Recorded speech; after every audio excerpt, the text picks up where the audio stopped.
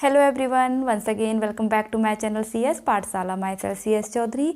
जैसा कि आपको पता है, हमारी जो सीरीज़ चल रही है वो चल रही है क्लास 10th केमिस्ट्री का chapter number 2 acid, base and salt. उस पर मैं 3 वीडियोस बना चुकी हूँ, जिसका लिंक आपको मेरे डिस्क्रिप्शन बॉक्स में मिल जाएगा। तो आज हम जो टॉपिक कवर करने वाले हैं वो बहुत छोटा सा टॉपिक है, और वो है reaction between acid and base. Acid and base के बीच में जब रिएक्शन होती है तब क्या होता है, इसके बारे में हम जानेंगे। तो वीडियो होने वाली है बहुत इंटरेस्टिंग एंड छोटी सी, तो बने रहिए वीडियो के अंत तक। एंड हाँ, अगर आप इस चैनल पे नए हैं तो please subscribe my channel, that is CS पाठशाला। तो चलिए स्टार्ट करते हैं आज का वीडियो लेक्चर। तो देखिए, जब एसिड और बेस के बीच में रिएक्शन होती है तो सॉल्ट प्लस वाटर बनता है। ओके, अगर इसे हम सिंपल लैंग्वेज में लिखें तो acid plus base is equal to, हमारा यहाँ पर प्रोडक्ट बनेंगे सॉल्ट प्लस वाटर।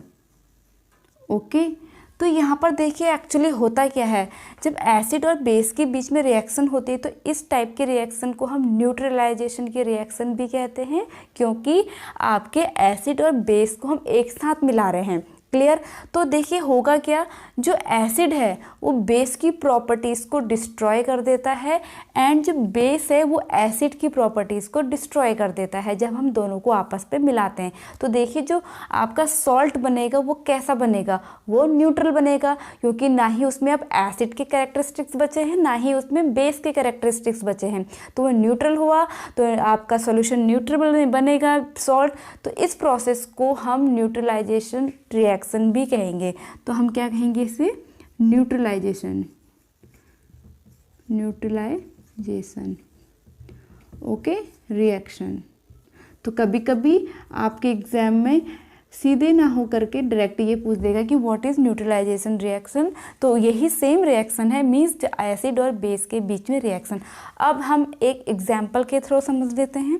जैसे हमने यहाँ पे मोस्ट कॉमन एसिड ले लिया HCl, जो स्ट्रॉन्ग एसिड है, ठीक है, और आपका स्ट्रॉन्ग बेस हमने यहाँ पे ले लिया NaOH, मीन्स सोडियम हाइड्रोक्साइड।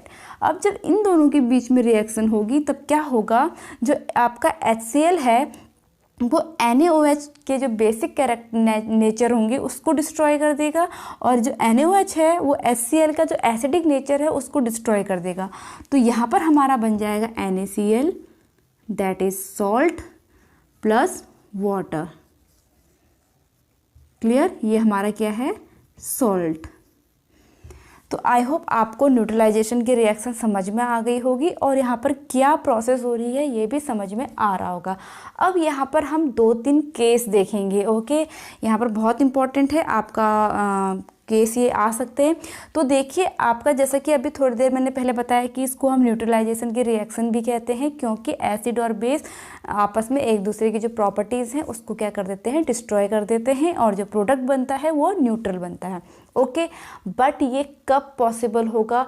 जब जो दोनों की आपकी जो या तो स्ट्रॉन्ग या फिर स्ट्रेंथ, ठीक है, स्ट्रेंथ जब एसिड और बेस की जब सेम होगी तभी आपका प्रोडक्ट न्यूट्रल बनेगा। ये बात आप अपने दिमाग में बैठा लीजिएगा। अगर यहाँ पर जो मैंने अभी एग्जांपल दिया है, यहाँ पर HCl मैंने वर्ड यूज़ किया था स्ट्रॉन्ग है, एंड जो आपका बेस है NaOH ये भी आपका स्ट्रॉन्ग है, क्योंकि HCl का जो pH है वो ऑलमोस्ट 1 होता है, एंड जो NaOH है उसका 14 होता है। ओके, तो इन दोनों के बीच में रिएक्शन होगी तो सॉल्ट क्या बनेगा? बिल्कुल न्यूट्रल बनेगा। बट तब क्या होगा अगर हमारा एसिड स्ट्रॉन्ग हो गया एंड बेस वीक हो गया? क्लियर हो गया? तो देखो वहाँ पर हमारा सॉल्ट प्लस वाटर तो बनेगा, लेकिन वो ज़रूरी नहीं होगा कि आपका सॉल्ट न्यूट्रल ही बने। ओके, तो यहाँ पर केस हमारा फर्स्ट केस जो हमारा बनेगा, केस फर्स्ट, अगर हमने ले लिया यहाँ पर स्ट्रॉन्ग एसिड, ओके, और इसके साथ हम मिला रहे हैं कोई वीक बेस, तो देखिए जो हमारा यहाँ पर सॉल्ट प्लस वाटर बनेगा, क्योंकि यहाँ पर देखिए इसका नेचर, क्योंकि वीक एसिड है, वीक बेस है सॉरी, और स्ट्रॉन्ग एसिड है, तो वीक बेस आपकी स्ट्रॉन्ग एसिड की प्रॉपर्टीज़ को ज़्यादा डिस्ट्रॉय नहीं कर पाएगा।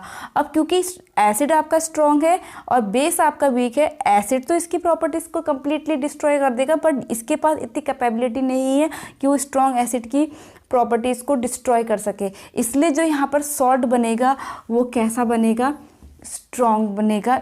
उसका मतलब आपका जो स्ट्रॉन्ग होगा, अगर यहाँ पे स्ट्रॉन्ग बेस होता तो आपका बेस मीन्स यहाँ पर स्ट्रॉन्ग एसिड है तो एसिडिक ही होगा। ये आपके क्वेश्चन में या 1 मार्क्स में या ऐसे आ सकता है कि क्या व्हाट विल हैपन कि जब आपका strong acid and weak base के बीच में रिएक्शन बनेगी तो सॉल्ट का जो नेचर है वो कैसा होगा, एसिडिक होगा, बेसिक होगा या न्यूट्रल होगा। तो आप इस बात को ध्यान पे रखिएगा। अगर दोनों की स्ट्रेंथ सेम है तभी न्यूट्रल होगा, अगर एक स्ट्रॉन्ग एक वीक है तो हमेशा जो नेचर होगा वो स्ट्रॉन्ग वाले का ही होगा। ओके, तो यहाँ पर उसी तरह से हमारा सेकंड केस बनेगा, स्ट्रॉन्ग बेस मैंने यहाँ पर ले लिया, क्लियर, प्लस अब मैंने यहाँ पर वीक एसिड लिया, तो आपका प्रोडक्ट तो यही बनेंगे क्या, सॉल्ट प्लस वाटर। बट मैंने अभी यहाँ पर क्या क्या कहा था ऊपर कि आपका सॉल्ट का नेचर वही होगा जो स्ट्रॉन्ग होगा, तो स्ट्रॉन्ग क्या है हमारा बेस, तो यहाँ पर जो इसका नेचर आएगा बेसिक आएगा। ओके, अब हमारा यहाँ पर थर्ड केस क्या बना, देखो पहला केस जो मैंने आपको शुरू में बताया था, डिफाइन किया था रिएक्शन न्यूट्रलाइजेशन की, तो दोनों स्ट्रॉन्ग थे। यहाँ पर आपका एसिड स्ट्रॉन्ग हो गया, सेकंड वाले में आपका बेस स्ट्रॉन्ग हो गया।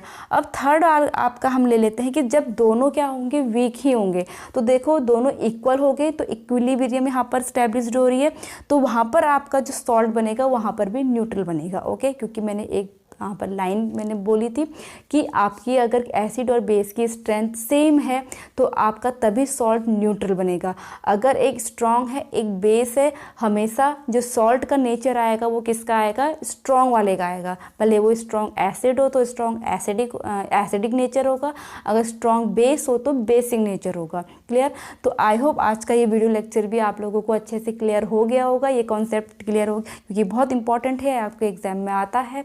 तो आई होप आज का ये वीडियो लेक्चर आप लोगों को अच्छा लगा हो, पसंद आया हो तो प्लीज़ लाइक कीजिए, कमेंट्स कीजिए, शेयर कीजिए and please subscribe my channel that is CS पाठशाला। और मैं मिलूंगी अपनी नेक्स्ट वीडियो में, तो तब तक के लिए स्टे ट्यून, बाय बाय।